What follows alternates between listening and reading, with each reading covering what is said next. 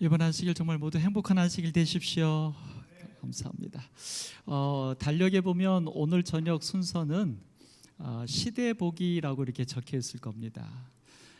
사실은 이거 제가 목회 나와서 얼마 지나지 않아서 심화하던 교회에서 금요일 저녁마다 한 달에 한 번씩 제가 순서를 좀 했었는데 제목이 진리로 세상 복입니다.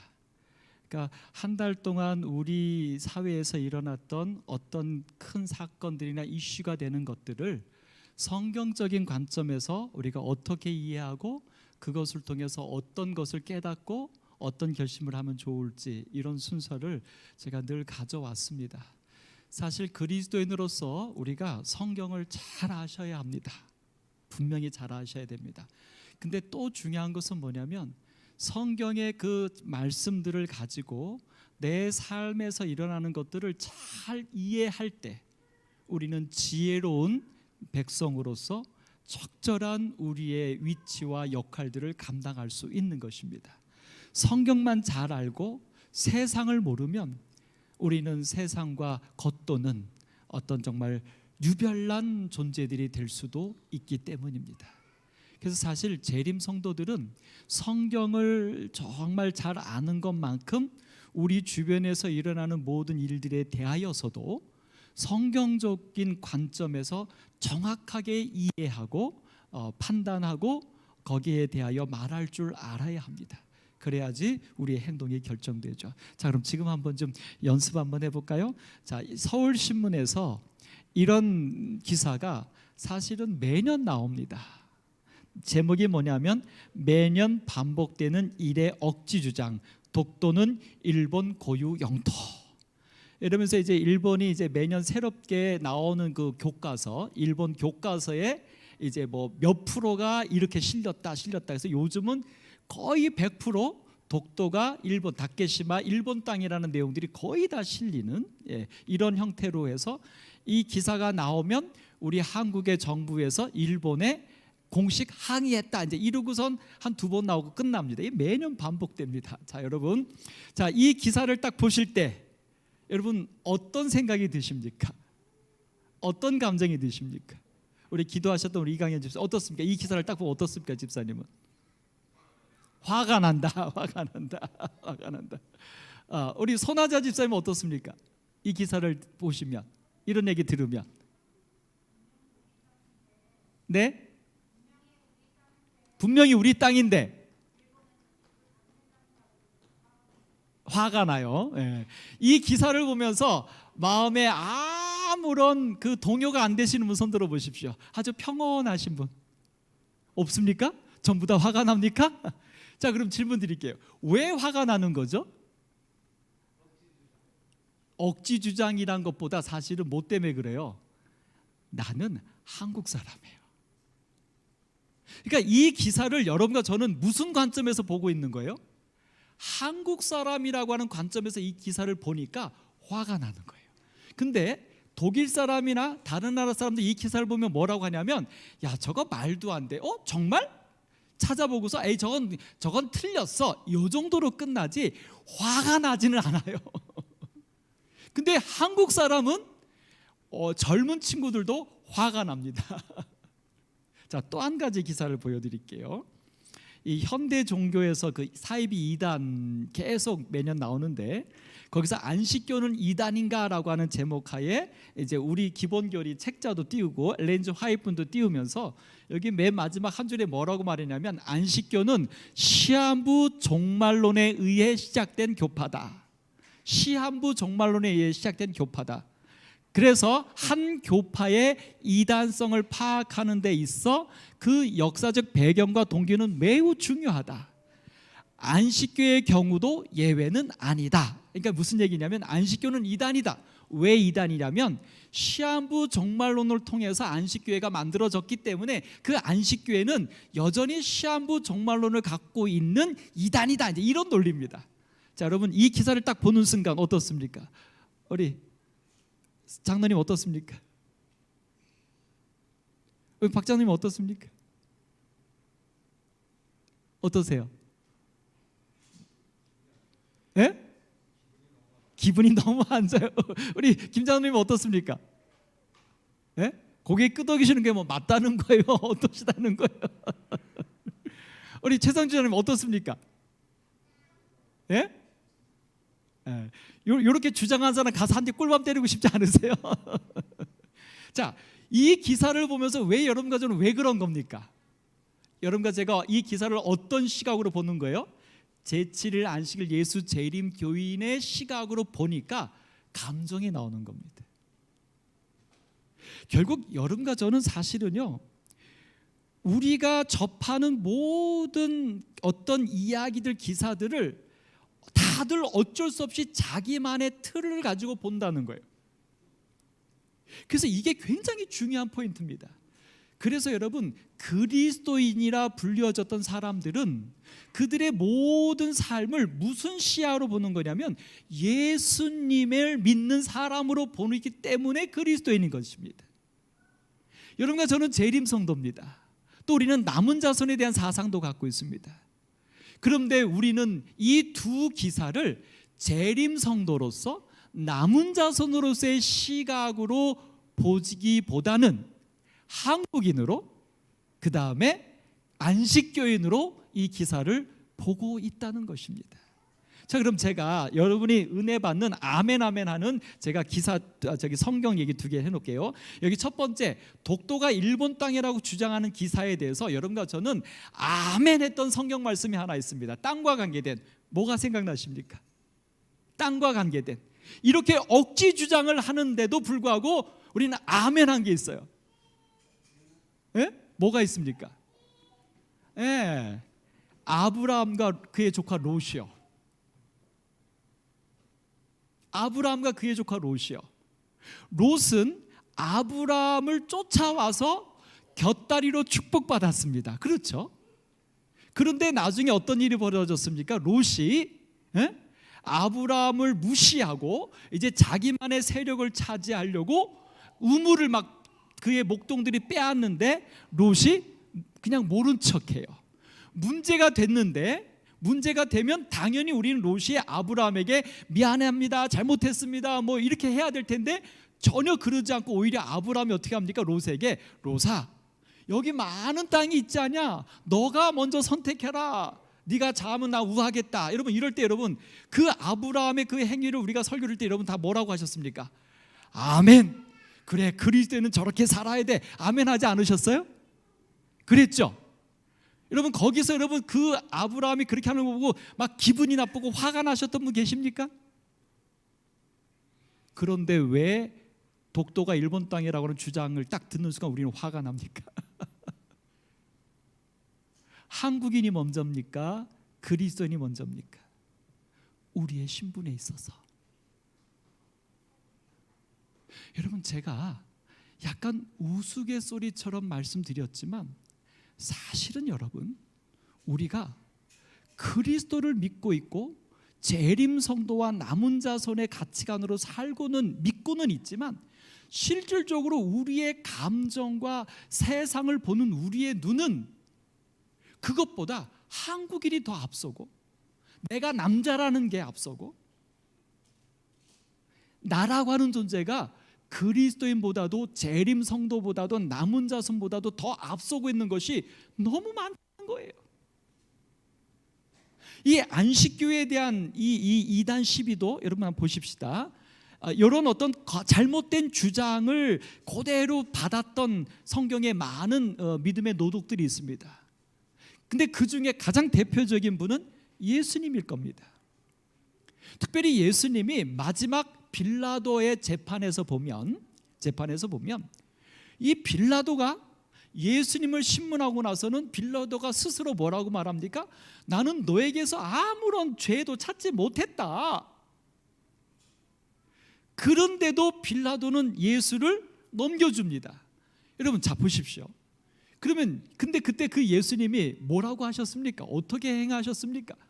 그 정말 말도 안 되는 이단이 아닌데 이단으로 취급된, 죽을 죄가 없는데 죽도록 내버려진 그 예수님, 그렇게 한 빌라도에게, 그렇게 하고 있는 유대의 지도자들에게 예수님이 어떻게 하셨습니까?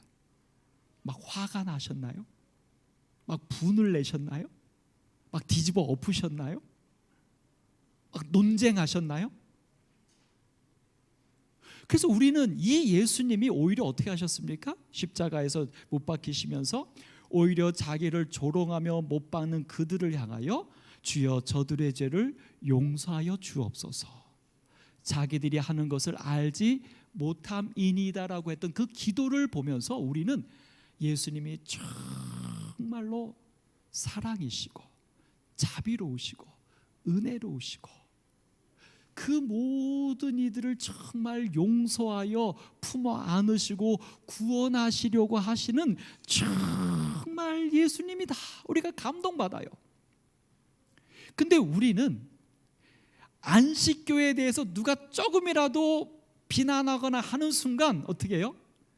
화가 나요. 감정이 먼저 나와요. 그리고 뭐 저런 놈이 다 있어 그러면서 내가 너하고 상종을 안 한다, 이렇게까지 간다는 거죠 우리는. 자, 그러면 제가 질문 드립니다. 여러분과 제가 정말 안식일을 기억하여 거룩히 지키는 진리의 성도로서 그렇게 하는 게 맞습니까? 어떻게 보면 내가 믿고 있는 안식일의 진리에 대하여, 그 자체에 대하여 나는 또 하나의 어떤 그 편견이랄까, 아집이 이미 내게 있는 게 아닐까요? 여러분, 이런 부분에 의하여 우리는 이 세상을 좀 다시 보아야 합니다. 그래서 디도서 3장 2절에 보면 아무도 비방하지 말며 그랬어요. 그러니까 그 앞에 조건이 옳은 것에 대하여라는 조건이 없어요. 그냥 비방하지 말래요. 내 삶 주변에 일어나고 있는 모든 옳거나 그르거나 한 모든 일들에 대해 뭐 하지 말라고 말해요? 비방하지 말래요. 그 다음에 뭐라고? 다투지 말고, 그거 갖고 논쟁하러 싸우지 말라고요. 감정을 드러내지 말라고요. 그러면서 오히려 뭐라고 말하냐면 관용하며 범사의 온유함을 모든 사람에게 나타낼 것을 기억하라. 이게 그리스도인입니다. 이렇게 하는 게 재림 성도고 남은 자손이에요. 이렇게 하는 게.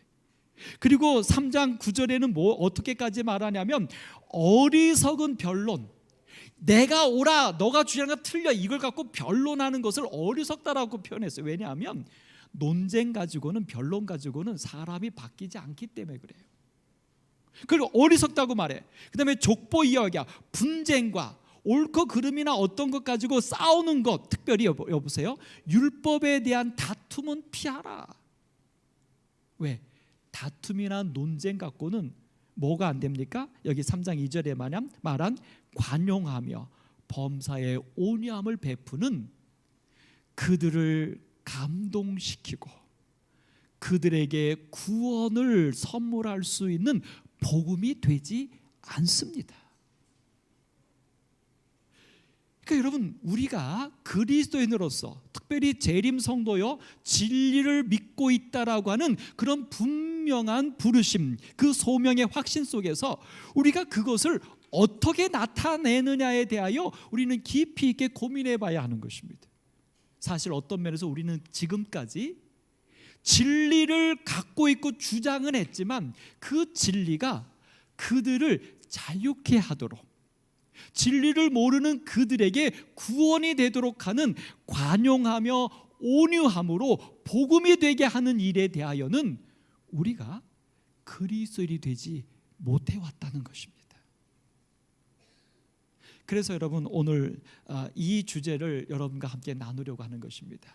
시대보기, 시대 읽기라고 제가 달력에 넣었는데요, 여기 고린도전서 2장 13절에 보면 사람의 지혜가 가르친 말로 아니하고 오직 성령께서 가르치신 것으로 하니 영적인 일은 영적인 것으로 분별하느니라 그랬습니다. 자, 질문 하나 드리겠습니다.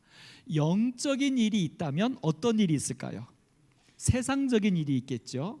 그럼 제가 질문 드립니다. 무엇이 세상적인 일이고 무엇이 영적인 일입니까? 자, 우리가 하루 종일 삽니다. 우리가 이 땅에 태어나서 한평생을 삽니다. 우리의 삶 속에서 어떤 것은 세상적이고 어떤 것은 영적입니까? 여러분 한번 생각해 보십시오. 구별해 낼 수 있습니까? 구별이 됩니까? 아니면 여러분 구별하고 계십니까?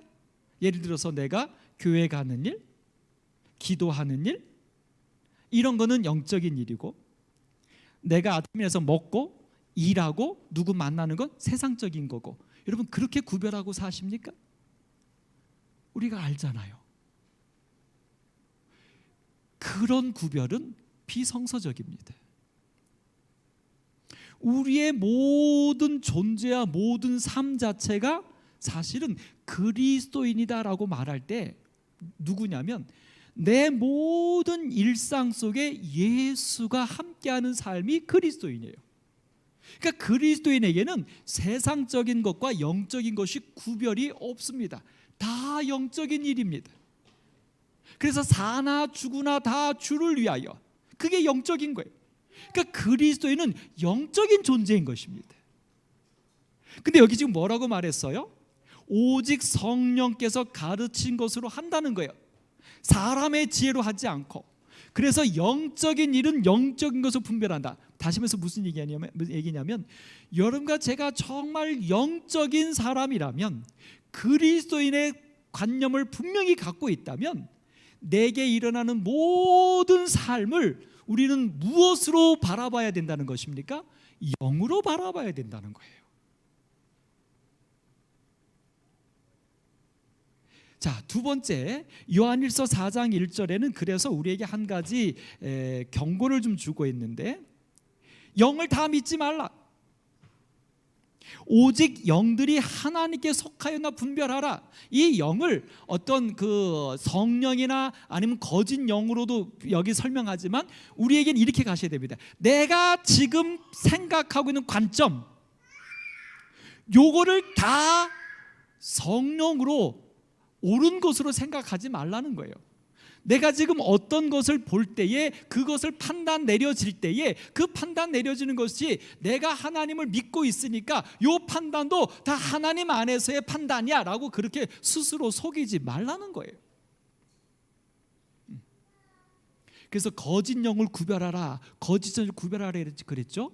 여러분과 저의 삶에서 어떤 것들에 대해 우리가 판단 내릴 때, 감정에 그것이 정리가 될 때, 그것이 정말 성령을 통한 판단과 정리인지, 아니면 내가 성령과 함께하지 못한 어떤 다른 관점과 다른 사상에서 그것을 이해하고 받아들여서 판단을 내린 잘못된 거짓 영의 역사인지를 구별해야 된다는 것입니다.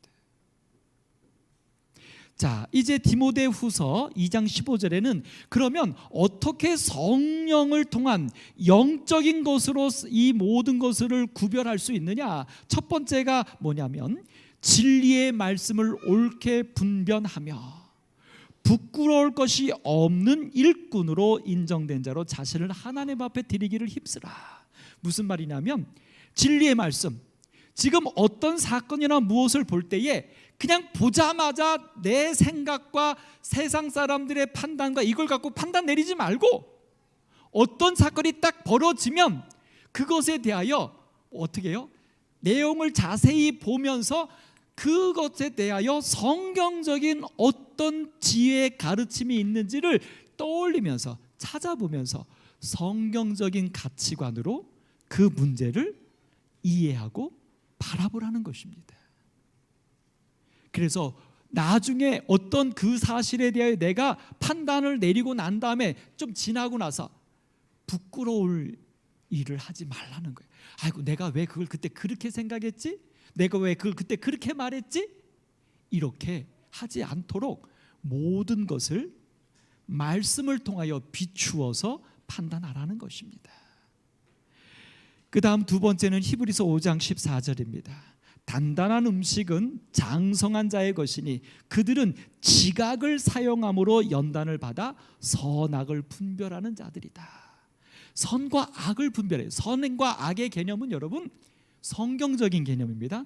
성경적인 개념에서의 선과 악을 지각을 가지고 분별하라는 거예요. 감정을 가지고, 나의 어떤 감정을 가지고 어떤 것들을 판단 내리지 말고 나의 감정을 배제하고 성경적인 선과 악의 지각, 이성을 가지고 그 문제를 판단하라는 것입니다. 그래서 감정이 앞서면 꼭 나중에 후회하잖아요. 실수하게 되잖아요. 그 다음에 세 번째, 로마서 12장 2절, 너희는 이 세대를 본받지 말고, 그러니까 어떤 사건에 대하여 이 세상에서 사람들이 하는 대세가 있습니다. 전문가들이 말하는 것이 있습니다. 언론이나 이런 데서 그것에 대해서 평가하는 것이 있습니다. 이것에 우리의 마음을 본받지 말라는 거예요. 왜냐하면 그런 판단을 내린 사람은 성경적인 가치관이 없이 무신론적인 가치관이나 아니면 어떤 지역적인 편견이나 정치적인 어떤 것을 통하여 그 문제에 대하여 자기들의 관점에서 그 문제를 말하는 것이 신문입니다. 기사입니다.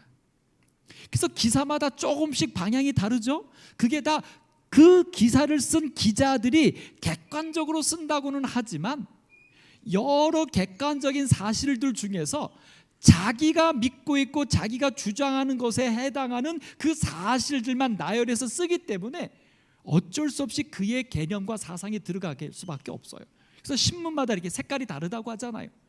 그래서 이 그리스도인은 사설이든 전문가의 말이든 그것을 있는 그대로 받아들이면 안 됩니다.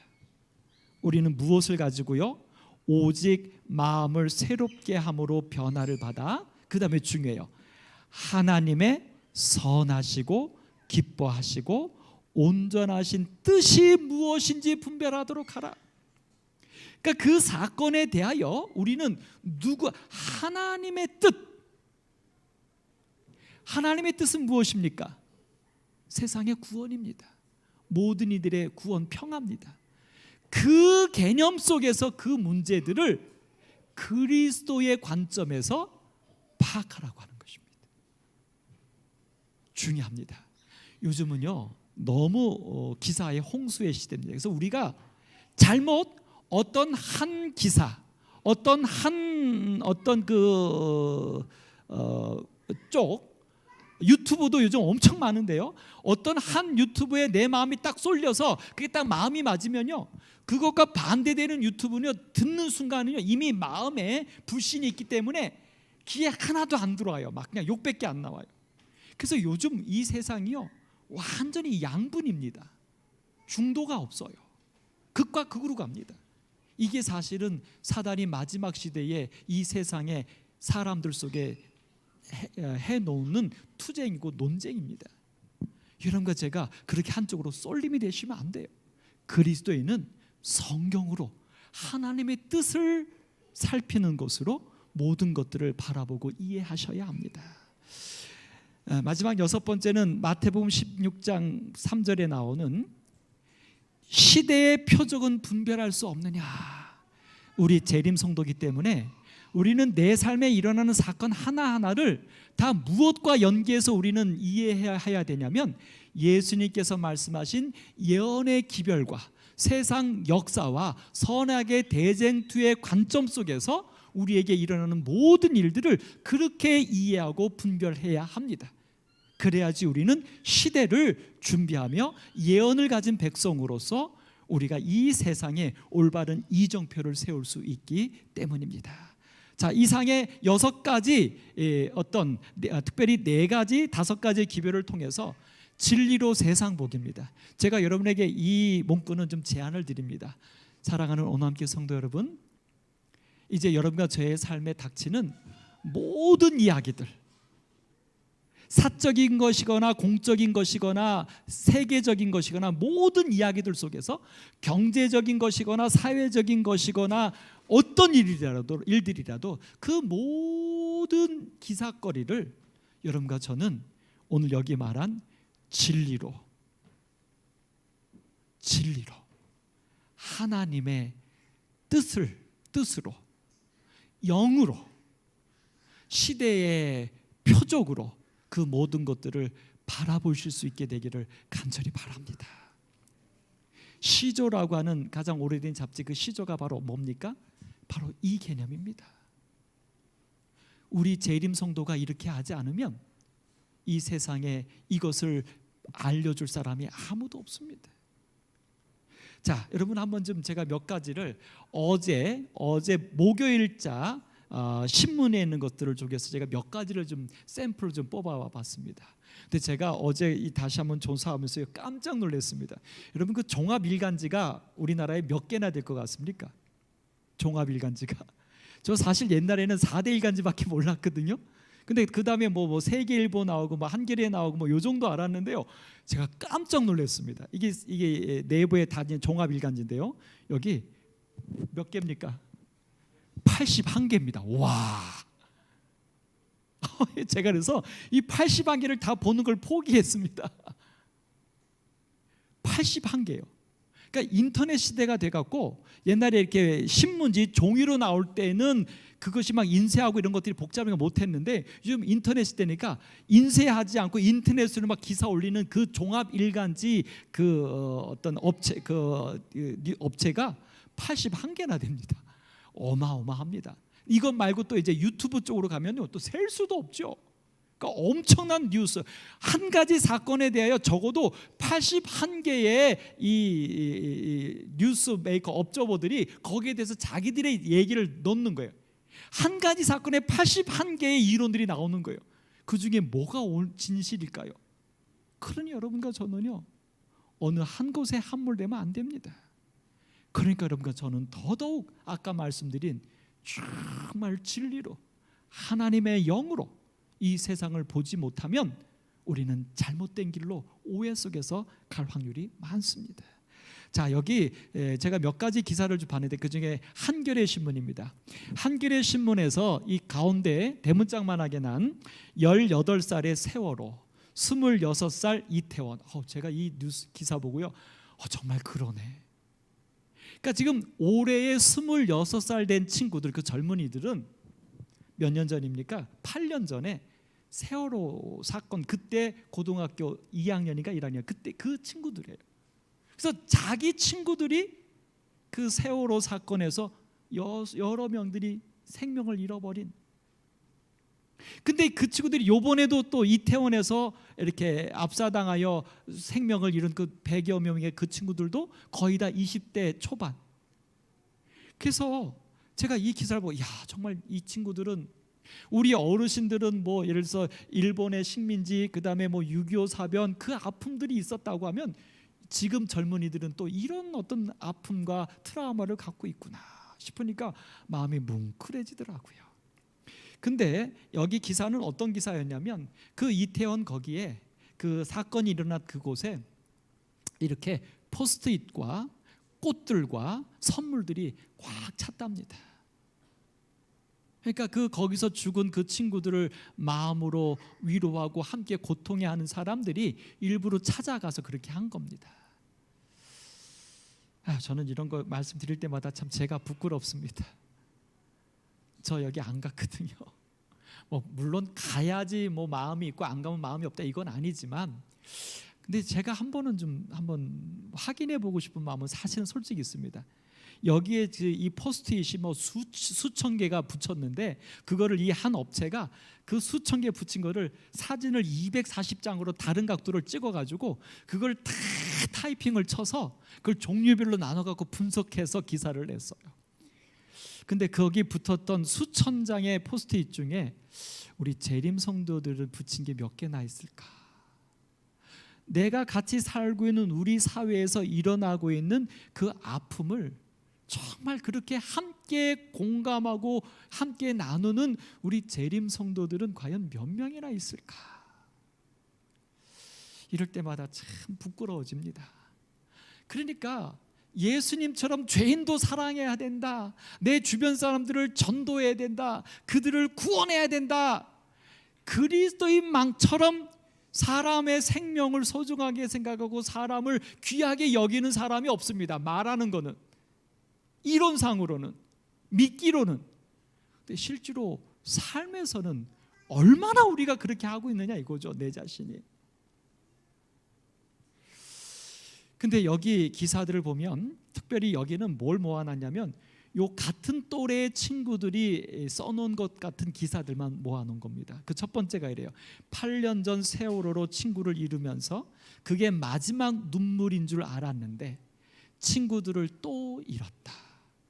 누군가를 잃는 것이 정말 이번이 마지막이길 보고 싶어 내 친구들아. 참 가슴 아픕니다. 그 다음에 그 다음 친구는 젊은 희생자들이, 그러면서 이제 그 기사가 이렇게 말해요. 젊은 희생자들이 많았던 이태원 참사는 2014년 세월호 참사를 떠올리게 했는데 이태원역 1번 출구 추모글 중 세월호를 직접 언급한 것은 26개였어요. 그러니까 거기 수천 장 중에 세월호를 언급하면서 이태원 사고를 언급하기에 26장이었다는 거죠. 근데 거기에 10대 때 겪은 세월호 참사에 이어 20대에 다시 또래 청년들이 희생된 이태원 참사가 주는 상실감과 함께 그럼에도 이 사회를 바꿔내겠다고 말하는 이들이 여럿 있었다는 거예요. 24개 중에.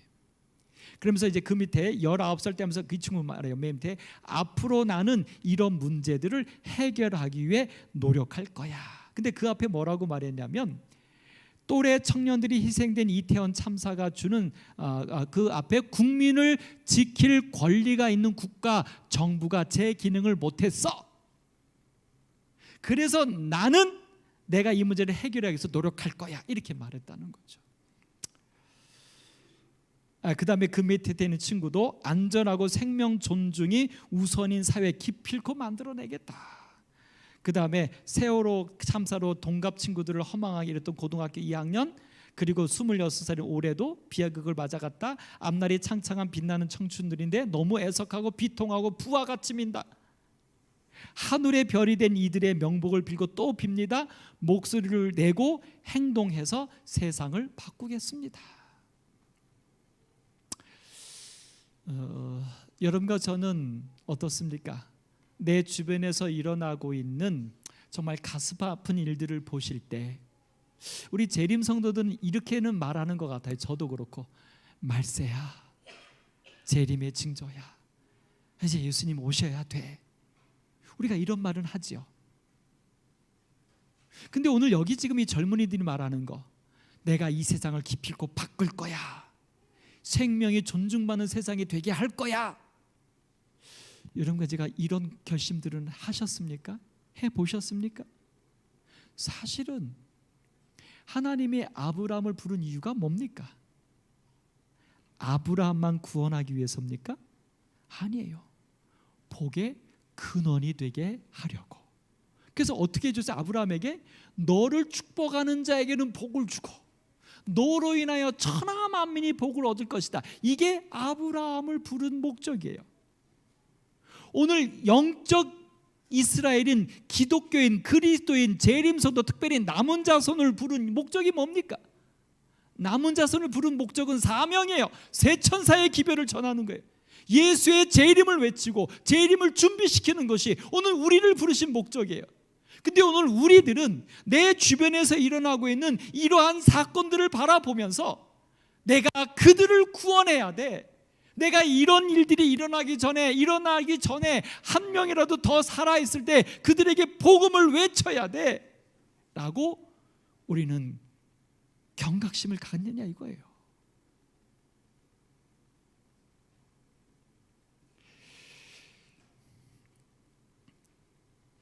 고린도전서 2장 13절에 아까 말씀드린 영적인 일은 영적인 것으로 분별하느니라. 여러분과 제가 영적인 그리스도인이 되기를 간절히 바랍니다. 영적인 그리스도인이 되어야 합니다.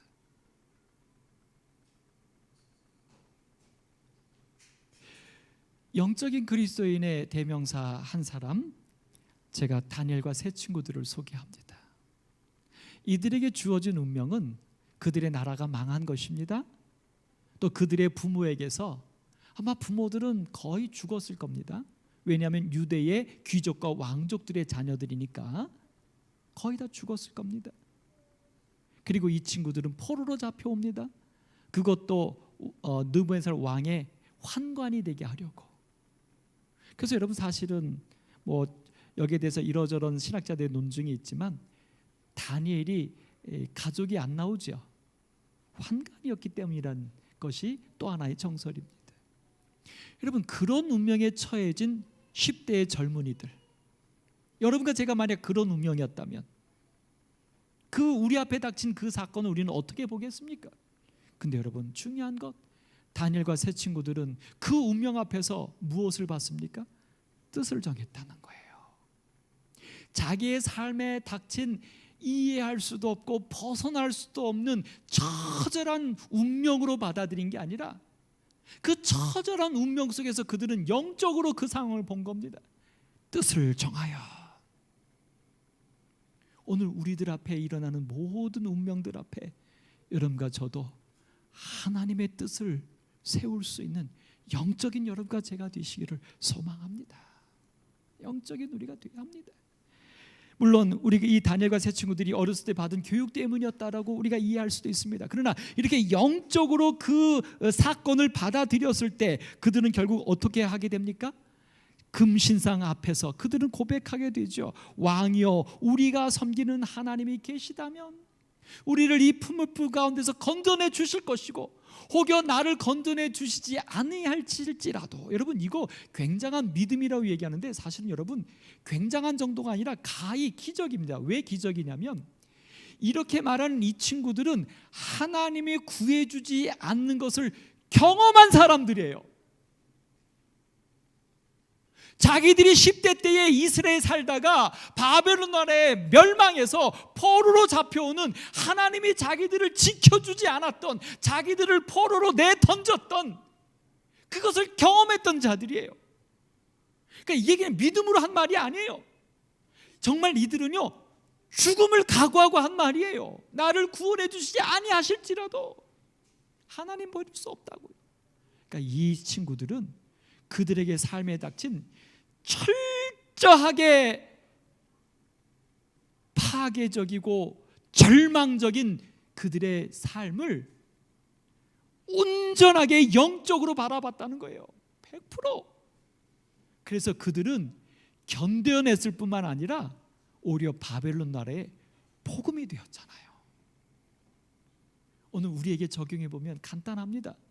여러분과 제가 지금 나에게 일어나는 이 철저하게 파괴적이고 이 감당기 어려운 운명을 이들처럼 철저하게 영적으로 우리가 받아들이면 우리는 견뎌낼 뿐만 아니라 오히려 그 속에서 여러분과 저는 복음이 될 겁니다.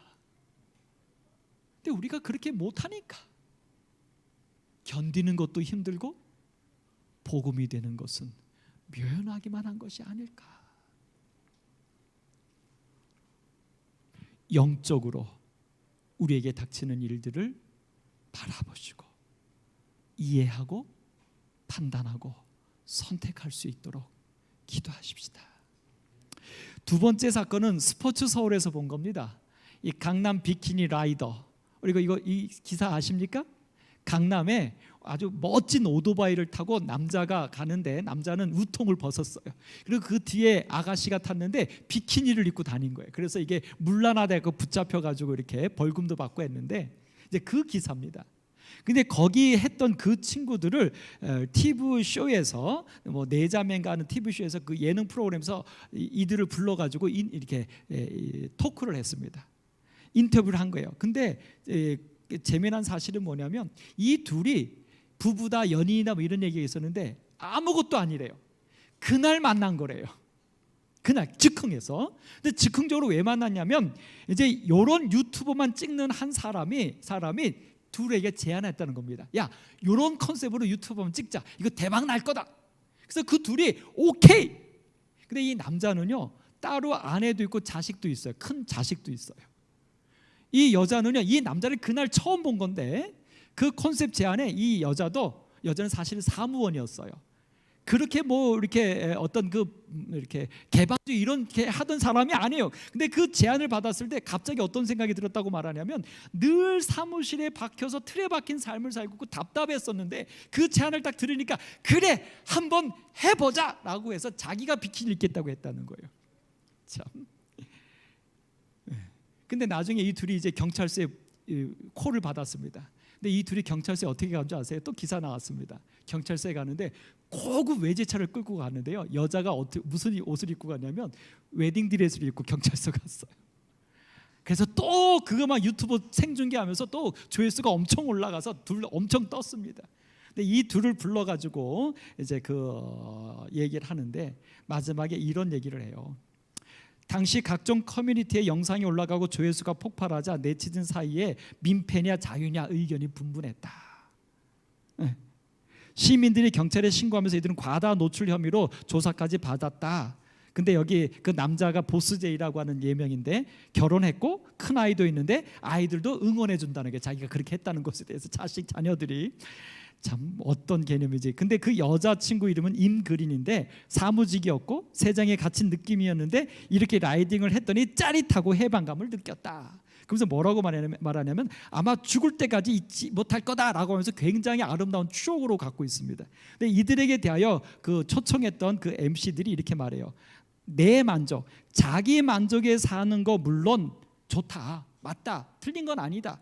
그런데 내 행복을 찾는 건 맞지만 내가 내 행복을 찾으려고 누군가에게 불편하게 주는 것은 한 번쯤 생각해 봐야지 않아? 라는 얘기를 했다는 거예요. 그러니까 이 MC는, 그 다음에 장영란이라고 하는 그 MC도 몇십 년이 지나도 계속 꼬리표처럼 비키니 여라, 너는 그렇게 따라다닐 거다.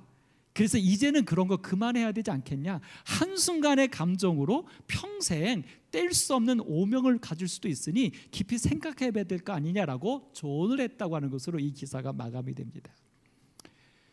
여러분, 요즘 많은 젊은이들이, 아니요, 많은 어른들도요, 자유를 부르짖습니다. 요즘 세상이 그렇습니다. 그래서 이 기사를 가지고도요, 세대별로 나뉘는데 사실 젊은 연령층으로 갈수록 그게 뭔 잘못이냐라고 말하는 게 많습니다. 그게 뭔 잘못이냐 뿐만 아니라 나도 그렇게 하고 싶다. 근데 사실은요, 여러분, 이 개념이 뭐냐면 이런 개념입니다. 남에게 피해만 안 되면 내가 무슨 일을 하든 내 자유다. 이게 요즘 사회의 생각입니다. 그래서 이런 부분에 대해 우리는 생각해 봐야 돼요. 이 사회가 얘기하는 이런 부분들에 대하여 진리의 말씀을 옳게 분별하며, 그러니까 어떤 것을 판단할 때에 그 기준을 우리가 분명히 갖고 있어야 하는데, 그것이 나의 감정이 될 때, 내 생각이 될 때 우리는 정말 말이 안 통하는 어떤 전혀 다른 기준에 의하여 판단이 내려지게 된다는 거예요. 그럼 여러분, 누구 기준으로 갈까요? 누구 기준으로 가야 될까요? 여러분과 저는 그리스도인입니다. 하나님이 창조했다고 믿는 그리스도인입니다. 이 세상은 선악의 대쟁투라고 하는 사실을 믿는 재림 성도입니다. 그럼 여러분과 저는 누가 기준이 되어야 합니까? 내가 기준이 되면 안 됩니다. 여러분이 그동안 해왔던 여러분의 사고가 기준이 되면 안 됩니다. 여러분이 읽었던 성경 말씀이 기준이 되면 안 됩니다. 제가 드린 말씀 잘 이해하셔야 됩니다. 여러분이 읽었던 예언의 신 말씀이 기준이 되면 안 됩니다. 예언의 신과 성경 말씀의 전반에 흐르는 진리, 그 말씀이 기준이 되어야 됩니다. 그래서 그 말씀에 따라서 부끄러울 것이 없어야 합니다. 나중에 지나고 나서. 여러분, 우리는 요셉이란 사람을 압니다. 요셉이 아버지와 함께 했을 때 잘못한 일이 있습니까? 없습니까? 요셉이 잘못한 일이 있습니까? 없습니까? 아버지와 함께 있을 때 그렇게 크게 잘못한 일 없습니다. 요셉은 그렇게 생각했어요. 왜요? 형들이 잘못한 것을 아버지에게 일렀습니다. 근데 그렇게 일르면서 요셉이 이건 내가 잘못하는 거야라고 생각했을까요? 안 했어요. 형들이 잘못했고 그 잘못한 것은 아버지가 알아야 하고 그것은 혼나거나 고쳐야 돼라고 요셉은 생각했던 거예요.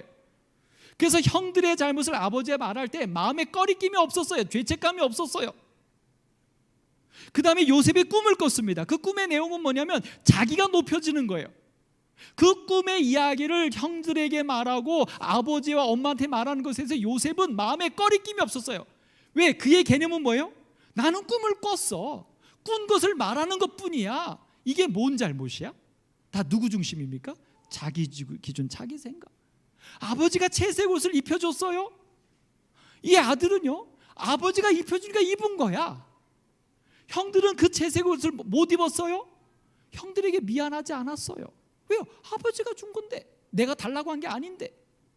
이 모든 게 다 누구 중심이에요? 다 자기 기준, 자기 생각이에요. 그 결과 뭐였습니까? 요셉은 형들에게 미움을 받았어요. 그의 꿈마저도 형들에게 미움이 됐어요. 그 꿈은 나중에 봤더니 무슨 꿈이었습니까? 사람을 구원하는 꿈이었어요. 근데 사람을 구원하는 꿈도 형들에게 미움이 됐다는 얘기예요. 다른 말로 말하면 여러분과 제가 믿고 있는 이 복음도 우리가 자기중심적으로 그것을 갖고 있으면 사람들에게 복음이 되지 않고 비난거리가 된다는 거예요. 문제가 된다는 거예요. 오히려 그들을 하나님께로 오게 하는데 방해가 될 수도 있다는 거예요. 깊이 있게 이 부분에 대해 고민해야 됩니다. 깊이 있게. 이 요셉이 팔리죠. 팔리고 나서 요셉이 우리가 아는 것처럼 그 보디발의 아내가 유혹할 때 이 요셉이 뭐라고 말하냐면 하나님께 득죄하리까라고 말합니다. 아주 그의 개념이 바뀌어요. 그리고 나중에 이제 그의 형들을 만났을 때 요셉이 뭐라고 말합니까? 형들이 이제 막 자기들이 요셉 판 것 때문에 두려워할 때 요셉이 뭐라고 말해요? 형들이 자기 분명히 팔았잖아요. 죽이려고 했다가 팔았잖아요. 돈 받고. 근데 요셉이 그 사건을 뭐라고 말합니까? 당신들이 나를 판 게 아니라 누가 나를 보내신 거다? 하나님이. 이게 바로 뭐예요? 그에게 일어난 일을 영적으로 말씀 안에서 하나님의 선악의 대쟁투 구원의 사역 안에서 자기에게 일어난 일을 바라본 것입니다. 오늘 여러분과 제가 이런 우리가 되기를 간절히 바랍니다.